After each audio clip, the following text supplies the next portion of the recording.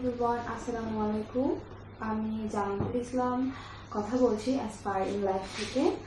আজকের ভিডিওতে আমরা ডিসকাস করব একটা খুবই ইম্পর্টেন্ট টপিক ফর্ম সি নিয়ে।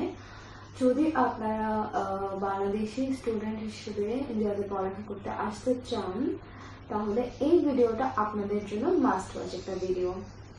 সো চলুন প্রথমে বুঝে নেই ফর্ম সি অ্যাকচুয়ালি কি। সিম্পল ভাবে বলতে গেলে ফর্ম সি হলো একটা অফিসিয়াল ইমিগ্রেশন ডকুমেন্ট যেটা ইন্ডিয়াতে কোনো ফরেনার কোথায় থাকছে তার রেকর্ড রাখার জন্য ইউজ হয়। মানে আপনি যখন ইন্ডিয়াতে আসবেন, হোস্টেল, পিজি বা রেন্টেড ফ্ল্যাটে থাকবেন, ওই জায়গার ওনার বা অথরিটিকে গভর্নমেন্টের কে একটা ইনফরমেশন দিতে হয় যে একজন ফরেনার স্টুডেন্ট এখানে থাকছে। এই ইনফরমেশনটা সাবমিট করা হয় অনলাইন সিস্টেমে, যা মেনটেন করে পারারো।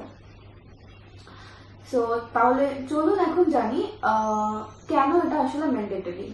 ইন্ডিয়া গভর্নমেন্ট যারা ফরেন ন্যাশনাল তাদের মুভমেন্ট ট্র্যাক করতে চায়, বিকজ তারা national security, legal documentation, visa compliance এই সবগুলো ব্যাপারে ক্লিয়ার থাকতে চায়। তাই ল অনুযায়ী যে কোনো ফরেনার যদি ইন্ডিয়াতে থাকে তাহলে তার সেটা অফিসিয়াল রেকর্ড করতে হবে। ফর্ম সি সাবমিট করা compulsory within 24 hours of arrival. তো এখন আসি প্র্যাকটিক্যাল পার্টে, ফর্ম সি কিভাবে করা হয়। ইম্পর্টেন্ট কথা হলো স্টুডেন্ট নিজে ফর্ম সি করে না, এটা করে হোস্টেল অথরিটি, পিজি ওনার বা ল্যান্ডলর্ড।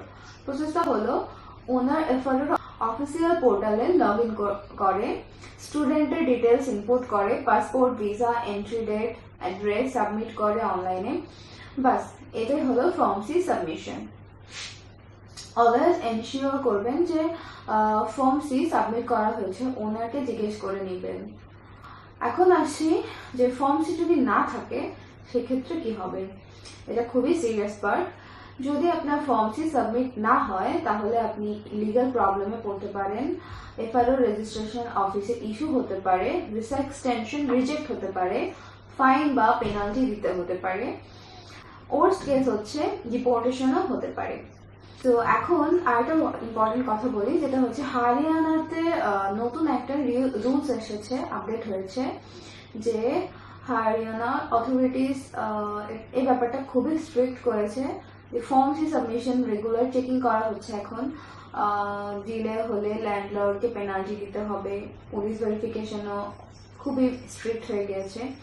মানে এখন আর ক্যাজুয়াল নেওয়ার কোনো চান্স নেই, সবকিছু প্রপারলি মেনটেন করতে হবে। অ্যাকোমোডেশন অ্যারেঞ্জ করতে বা হচ্ছে এফআরআর রিলেটেড গাইডেন্স বা ভিসা রিলেটেড গাইডেন্স, সব ডকুমেন্টেশন স্টেপ বাই স্টেপ যে সাপোর্টগুলো দরকার স্টুডেন্ট আসার পর, অ্যাসপায়ারিং লাইফ আপনাদেরকে সব ধরনের সাপোর্ট দিয়ে থাকবে। মানে আপনি অ্যাসপায়ারিং লাইফ থেকে যদি আসেন তাহলে কোনো টেনশনই আপনার নিতে হবে না, সব ধরনের সাপোর্ট আপনার এখান থেকে পেয়ে থাকবে।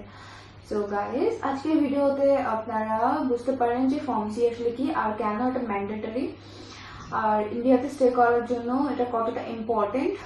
যদি আপনি ইন্ডিয়াতে পড়তে আসতে চান বা অলরেডি এসেছেন, সো অলওয়েজ মনে রাখবেন ফর্ম সি আপনার কমপ্লিট করা আছে। ইম্পর্টেন্ট ইনফরমেশন জানতে হলে ফলো করুন অ্যাসপায়ারিং লাইফ। ধন্যবাদ সবাইকে। See you in the next video.